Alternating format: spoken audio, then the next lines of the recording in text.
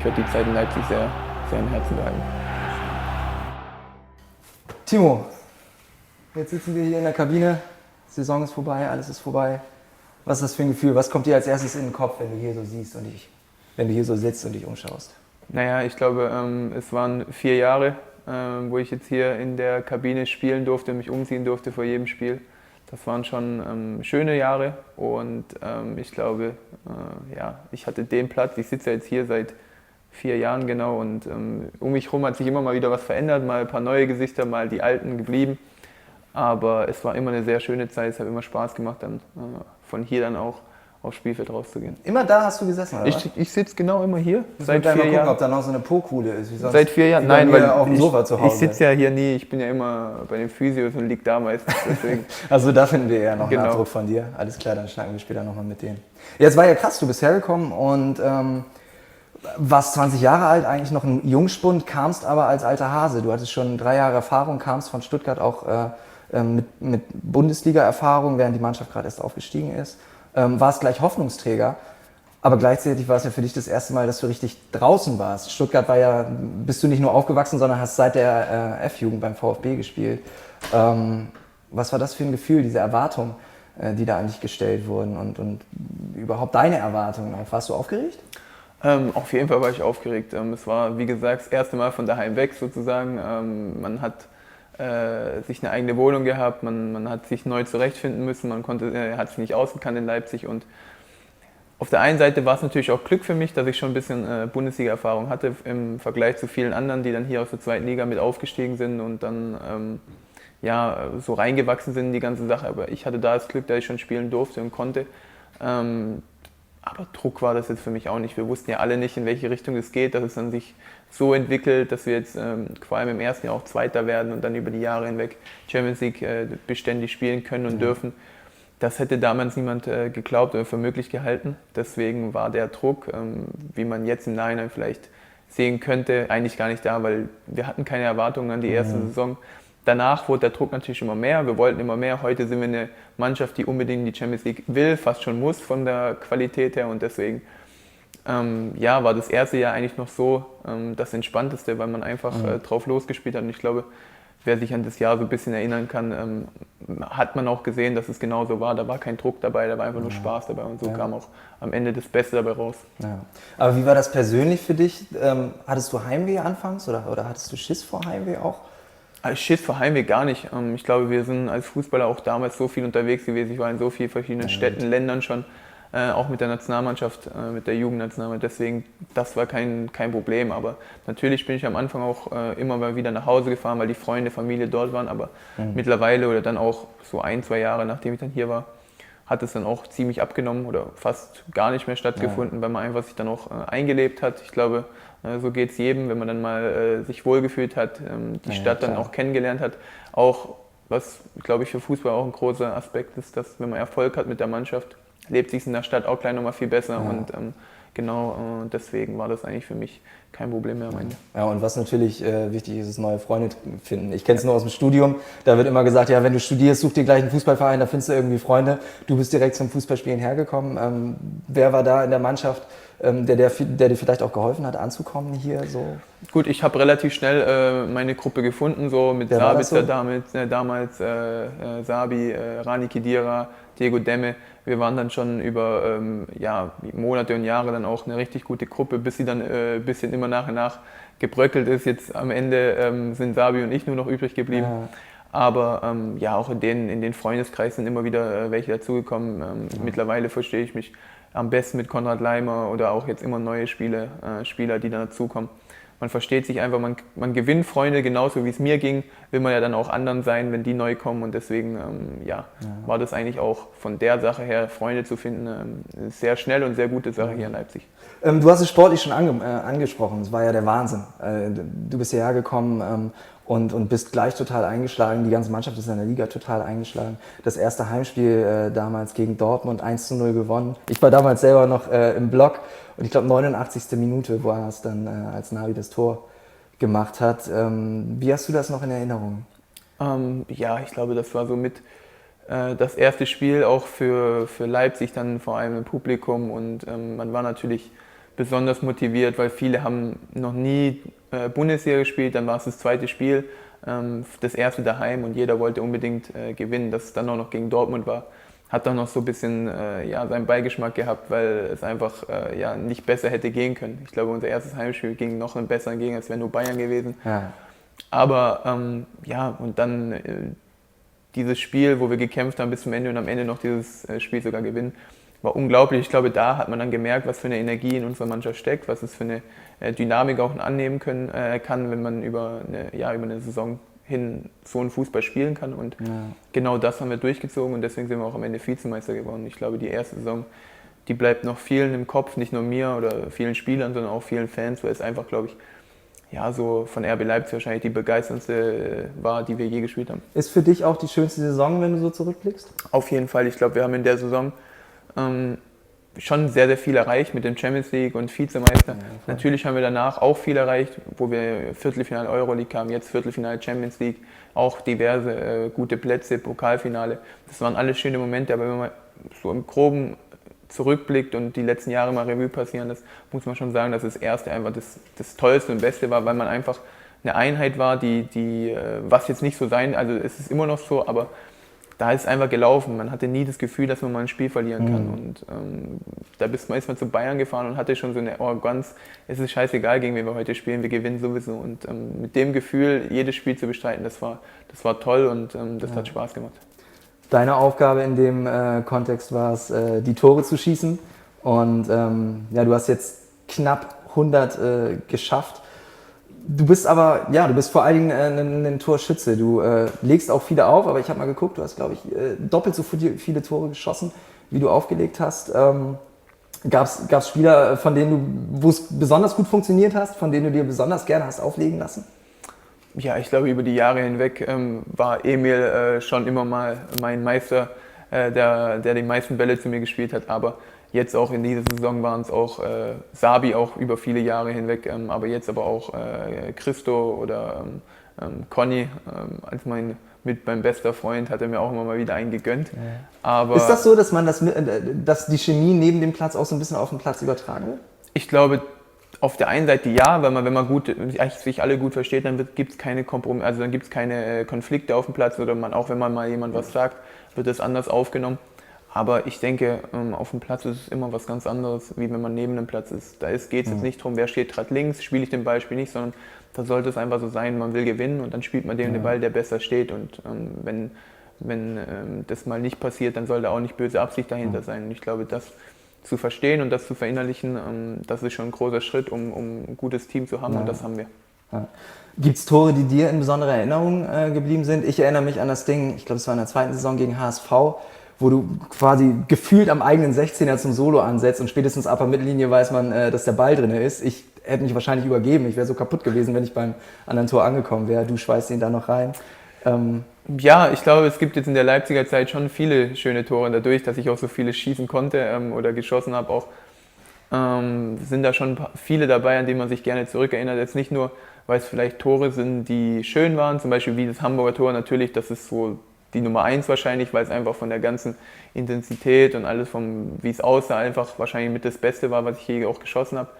Aber es gibt auch einfach Tore, wo man sich einfach drüber freut, wo man nur reingestolpert hat und es war bei so einem Moment, wo man sich gesagt hat, ja, das war jetzt wichtig. Als Beispiel, ich kann mich noch daran erinnern, wo wir in Berlin gespielt haben in der ersten Saison, wo ich einen Kopfball reinmache, das war es 1-0 gegen Hertha. Damit war so die Champions League dann auf dem Weg zum Champions League, dass es gefestigt wurde. Und das sind einfach so Momente, wo man sagt, davon gab es so viele in den letzten 4 Jahren. Mit diesem ganzen, bei uns ging es ja nie bergab, bei uns ging es ja eigentlich fast nur bergauf. Und diese Story so zu sehen und zu sagen, man hat eigentlich nie schlechte Zeiten gehabt in den 4 Jahren hier. Das ist auf der einen Seite schön, aber auf der anderen Seite gibt es einem auch viele Momente, die einem dann in Erinnerung bleiben. Ja. Wo du sagst, es ging nur bergauf, will ich doch eine Szene ansprechen, die zumindest für dich persönlich wahrscheinlich schwierig war. Der Fall von Schalke. Ja. Die Szene, als du da im 16er ganz früh zu Boden gehst und es den Elfmeter gibt, du direkt den Elfmeter dann auch reinmachst und im Nachhinein krasseste Kritik von allen Seiten auf dich eingeprasselt ist, wegen dieser Schwalbe, wie es dir vorgeworfen wurde. Wie nimmst du das Wie hast du das damals verarbeitet und wie ist es heute, wenn du darauf zurückguckst? Ja gut, im Nachhinein kann man sagen, was dort passiert ist, unfassbar, unmöglich und im Nachhinein muss man aber auch betrachten, ich weiß nicht, ob ich die Tore geschossen hätte, wenn es so nicht gekommen wäre. Also auf der anderen Seite habe ich das dann natürlich die ersten paar Wochen danach, auch dann, wenn man in die Stadien gekommen ist und man hat das dann auch zum ersten Mal so gehört, dass man wirklich so angefeindet wurde.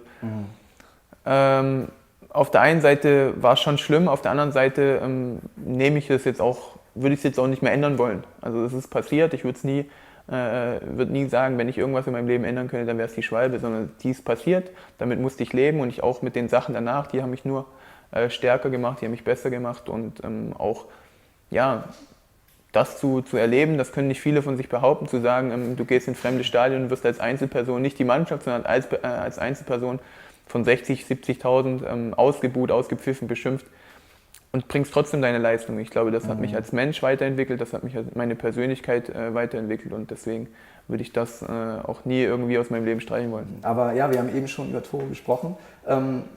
Jetzt geht es für dich nach London. Die letzte Erfahrung, die du in London gemacht hast, war ja auch ganz schön. Ja. Das 1-0 gegen Tottenham durch dein Tor. Damals hast du quasi Tottenham zum Schweigen gebracht.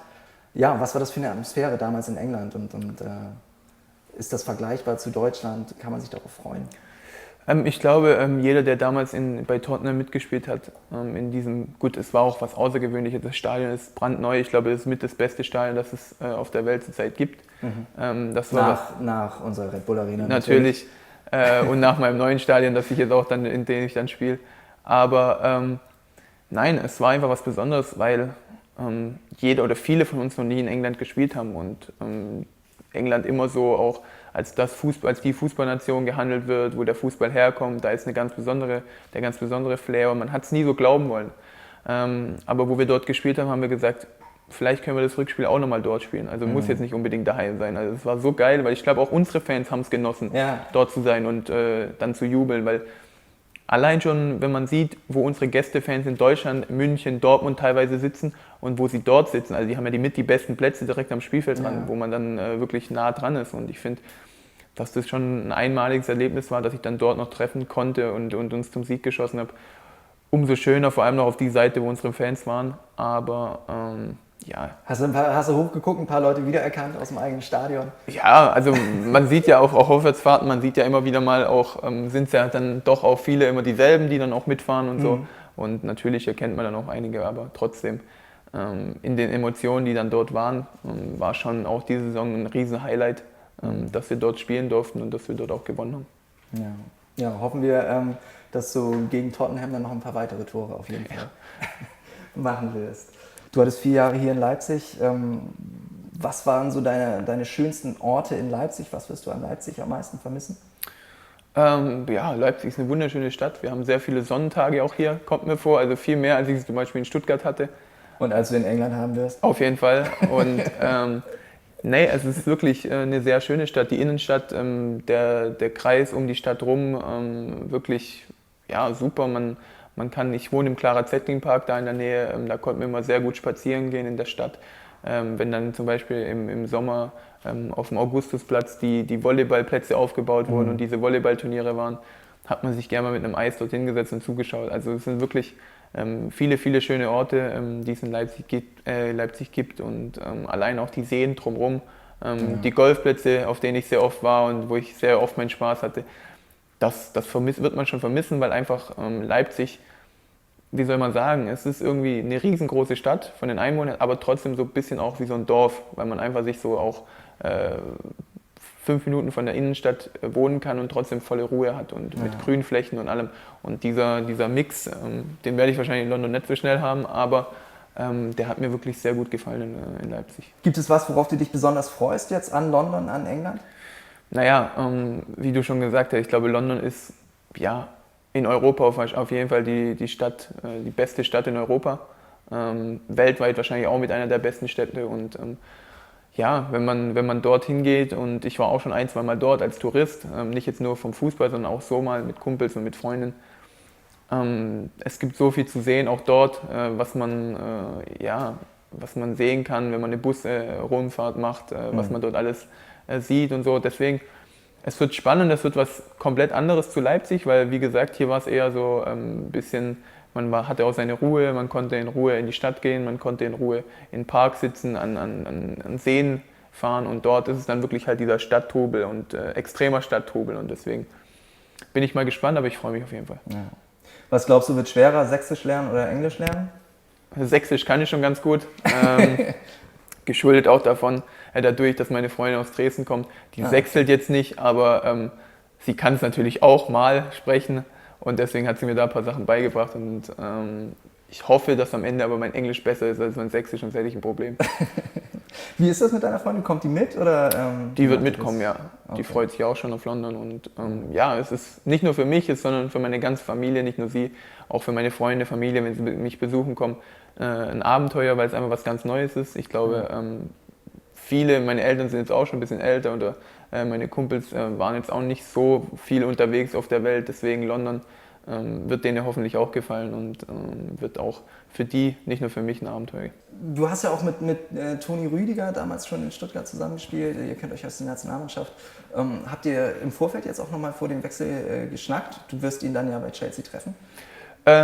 Ja, also natürlich habe ich ihn gefragt, ich kenne ihn ja jetzt auch schon ewig, auch schon 7 Jahre und natürlich, er ist dort Führungsspieler, er kennt sich dort aus, er spielt dort auch schon, glaube ich, 2, 3 Jahre, deswegen eine bessere Ansprechperson als ihn hätte ich gar nicht haben können und ich habe ihn natürlich gefragt, wie es so ist, wie das Umfeld ist, wie der Trainer ist und auch er war durchweg positiv. Ich glaube, was anderes zu mir zu sagen, wäre auch irgendwie komisch gewesen, wenn er was anderes gesagt hätte. Timo kann man nicht machen. Ja, also nein, aber trotzdem, er war wirklich auch begeistert. Er sagt, die Stadt ist unglaublich, da kann man sich nur wohlfühlen. Und ja, deswegen war das auch für mich wirklich eine sehr gute Ansprechperson, die mir auch sehr weitergeholfen hat in dem Thema. Ja, wir haben schon über die Jungs gesprochen, wir haben über die Stadt gesprochen. Gibt es irgendwas, was du für dich als Souvenir nochmal mitnimmst von hier? Muss gar nicht physisch sein, sondern wirklich was so auch in Gedanken, so was du immer mit Leipzig verbinden wirst, jetzt mal abgesehen von deiner Freundin vielleicht? Ja, also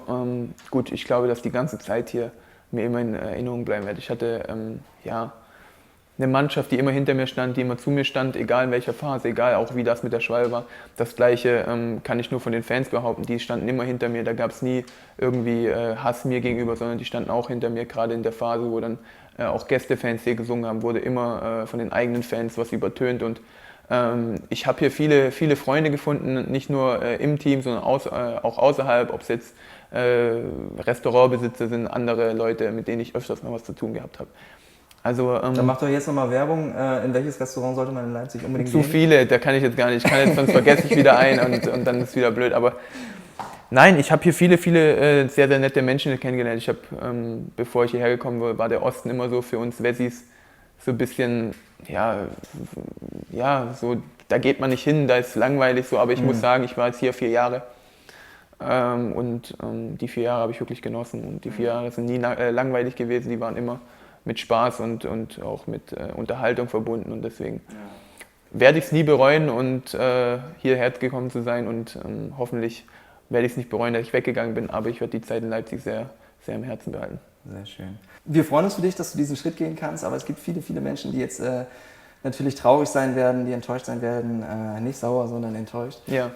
Und mein Neffe Jutze hat mich gefragt, ich habe ihm erzählt, ich fahre jetzt hier hin und mache das Interview mit Timo Werner. Er hat mich gefragt, ja, warum geht er denn zu Chelsea? Und vielleicht, wenn du ihm nochmal erklären würdest, warum du das machst. Ja, warum jetzt gerade zu Chelsea? Also er ist 4 Jahre alt. Ja, also ich hab Fußballspielen lieben gelernt und ich habe es in Leipzig lieben gelernt zu spielen und es ist dann einfach auch so für mich gewesen, dass ich nicht sage, dass Leipzig zu schlecht für mich geworden ist oder dass Leipzig nicht gut genug geworden ist mehr für mich, sondern ich für mich wollte einfach mal was Neues probieren. Ich wollte eine neue Sprache lernen. Ich wollte vielleicht mal ein neues Umfeld haben, weil ja, das soll jetzt nicht blöd klingen, aber in Leipzig habe ich meinen Fußabdruck hinterlassen und den wird auch niemand so schnell wieder wegmachen. Und da jetzt drin stehen zu bleiben und vielleicht dort zu versinken und den immer tiefer reinzudrücken, dass irgendwann nicht mal niemand mehr da rankommt, das wollte ich jetzt auch nicht, sondern ich wollte vielleicht nochmal was Neues machen und warum Chelsea? Ich finde, dass Chelsea Ähnlichkeiten zu Leipzig hat. Sie haben eine junge Mannschaft, so wie wir. Sie haben einen jungen, ambitionierten Trainer, der wirklich in den Gesprächen mit mir nicht nur auf der einen Seite bewiesen hat, dass er als Beispiel auch wie Julian bei uns sehr, sehr nett ist und sehr sympathisch ist und einen überzeugen kann zu kommen, sondern dass er auch einen Plan vom Fußball hat. Und das in Verbindung mit den jungen Spielern, mit aber auch Weltmeistern plus Weltspielern. Und der selber auch ein Weltspieler war. Genau, das in Verbindung mit einem vielleicht nochmal größeren Club, als es Leipzig ist. Diese Mischung hat mich dann eben dazu bewegt, zu sagen, okay, ich tue jetzt der Zeit in Leipzig mal den Rücken kehren. Sag niemals nie, vielleicht komme ich auch irgendwann mal wieder zurück, vielleicht bin ich auch zu alt, dann wollen sie mich hier vielleicht nicht mehr.